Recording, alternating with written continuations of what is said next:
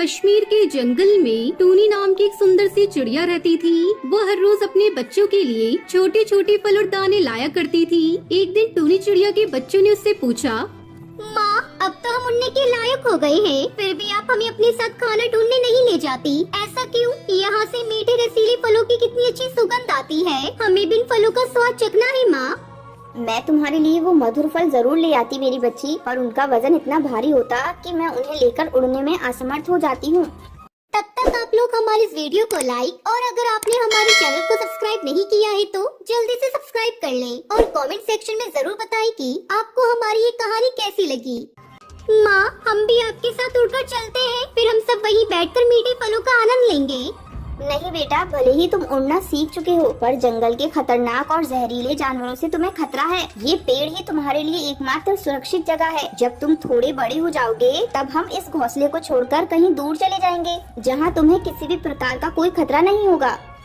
एक दिन टूनी चिड़िया सुबह सुबह अपने बच्चों के लिए खाना जमा करने निकल जाती है। फिर उसके बाद टूनी चिड़िया के दोनों बच्चे पेड़ के डाल पर बैठे बैठे एक दूसरे से बातें करने लगते हैं। भूरी, काश हम भी माँ की तरह पूरे जंगल की सैर कर पाते, तरह तरह की फूलों की खुशबू ले पाते। हाँ हाँ, यहाँ पर बैठे बैठे मीठे मीठे फलों की खुशबू तो मुझे उत्साहित करती है। मन करता है कि उड़कर जाऊँ और नरम नरम मीठे फलों को अपनी चौंसनंद लेकर खाऊं, पर माँ है कि हमें इस पेड़ से दूर जाने ही नहीं देती। दूसरी डाल पर बैठकर कालू कौआ दोनों चिड़ियों की सारी बातें चुप चुप कर सुन रहा था और कालू कौए ने बच्चों से कहा, मुझे लगता है तुम्हारी माँ ये नहीं चाहती कि तुम जंगल की सैर करो और मीठे मीठे फल खाओ। वो यही सोचती होगी कि अगर तुमने उन मीठे फलों का स्वाद चख लिया तो कहीं तुम दोनों उसे इस बुढ़ापे में छोड़कर न चली जाओ। इतनी स्वार्थी है हमारी माँ। कौवे काका, आप ठीक कहते हैं। अब हम अपनी माँ की किसी भी बात में नहीं आएंगे। अब मैं अपने आप को मीठे फलों के पास जाने से नहीं रोक सकती। इतना कहकर दोनों बहनें मीठे फलों के पेड़ की तरफ निकल जाती हैं और आखिरकार उसे मधुर फलों से भरा हुआ पेड़ मिल जाता है। टुनटुनी चिड़िया भूरी चिड़िया पेड़ पर बैठकर मीठे मधुर फलों का आनंद लेने लगती है।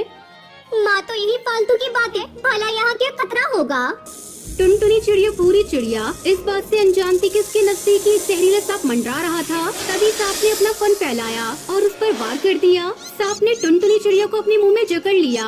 सांप से बचने के लिए टुनटुनी चिड़िया झटपटाने लगी और इतने में ही सांप की पकड़ ढीली पड़ गई और वो दोनों वहाँ से भाग निकले। टूनी चिड़िया के बच्चे जैसे तैसे अपने घोंसले तक पहुँचे, पर सांप के जहर के कारण टुनटुनी चिड़िया बेहोश हो गयी। उसकी ये हालत देखकर घोंसले में बैठी उसकी बहन काफी परेशान हो गयी। तुम्हें ये क्या हो गया बहन, क्या तुम ठीक हो? इतने में टूनी चिड़िया खाना लेकर पहुंच गई। अपने बच्चे के शरीर में घाव देखकर टूनी चिड़िया के मुंह से खाना छूट गया। ये तो उस जहरीले सांप के दांतों के निशान है। ये कहकर टूनी चिड़िया वहाँ से उड़नी चिड़िया सांप के जहर के कारण वहीं तड़पती रही। उसके पास बैठी उसकी बहन उदास हो गई। पता नहीं इतने बुरे समय में माँ हमें छोड़कर कहाँ चली गई। कुछ ही देर में बारिश होना चालू हो गई और बारिश की एक बूंद आकर सीधा टुनटुनी चिड़िया पर पड़ी, जिसके बाद उसका घाव पूरी तरह से ठीक हो गया और वो होश में आ गई। अरे ये तो चमत्कार हो गया है, लगता है भगवान ने हमारी मदद की है। टुनटुनी बहन, तुम बिल्कुल ठीक हो गयी। हाँ भूरी, अब मैं बिल्कुल ठीक महसूस कर रही हूँ, बल्कि पहले से ज्यादा बलवान और स्वस्थ महसूस कर रही हूँ। पर माँ कहाँ है? मुझे इस हालत में देखकर अभी तक ही नहीं आई। टुनटुनी, कौवा काका बिल्कुल ठीक कहते थे, हमारी माँ तो बड़ी स्वार्थी निकली। तुम्हें सांप ने डसा है, ये देखकर वो हमें भगवान के भरोसे छोड़कर निकल गई। हाँ बहन, अब हमें आगे की जिंदगी बिना माँ होगी।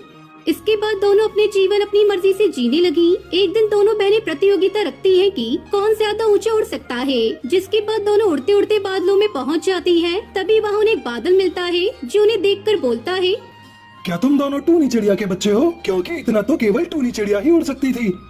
नाम मतलब स्वार्थी चिड़िया का, जो मुझे भगवान के भरोसे मरता छोड़कर चली गई। लगता है तुम्हें अभी तक सच्चाई मालूम नहीं है। कैसी सच्चाई?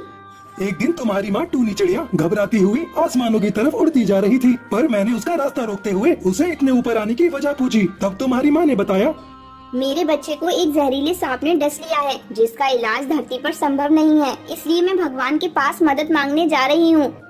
सुनो चिड़िया, मैं एक जादुई बादल हूँ, मेरे पानी की चीयों को एकदम स्वस्थ कर देंगी। पर मैं ये देख रहा हूँ कि तुम्हारी बेटी के पास समय बहुत कम है और उसे अभी के अभी जादुई पानी देना होगा, और अगर देर हो गई तो जादुई पानी भी तुम्हारी बच्ची की जान बचाने में असमर्थ होगा।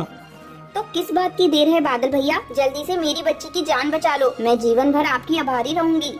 मैं तुम्हारे धरती पर पहुंचने के पहले बारिश नहीं कर सकता, वरना मुझसे निकलने वाली बिजली तुम्हें झुलसा देगी। और यदि मैं तुम्हारी धरती पर पहुंचने तक इंतजार करता हूं, तो तुम्हारे बच्चे की जान खतरे में आ जाएगी। मुझे मेरी परवाह नहीं है बादल भैया, बस आप मेरी बच्ची को बिल्कुल ठीक कर दीजिए। उसके बाद मैंने पानी बरसाना शुरू कर दिया और तुम्हारी माँ ने तेजी से धरती की तरफ उड़ना शुरू कर दिया। पर वो धरती पर पहुंचती उससे पहले वाली बिजली ने उन्हें शिकार बना लिया और तुम्हारी माँ तड़पती हुई धरती पर आकर गिर गई, जिससे उनकी मौत हो गई। बादल के मुंह से सच्चाई सुनकर टूनी चिड़िया की दोनों बेटी रोने लगी। हम दूसरों की बातों में आकर अपनी माँ को गलत समझ बैठे और हमने अपनी प्यारी माँ को खो दिया। हमें माफ कर दो माँ, हमसे बहुत बड़ा अपराध हो गया। इस तरह दोनों बहनें अपने किए पर बहुत शर्मिंदा होती हैं और एक दूसरे का सहारा बनकर साथ में रहने लगती हैं।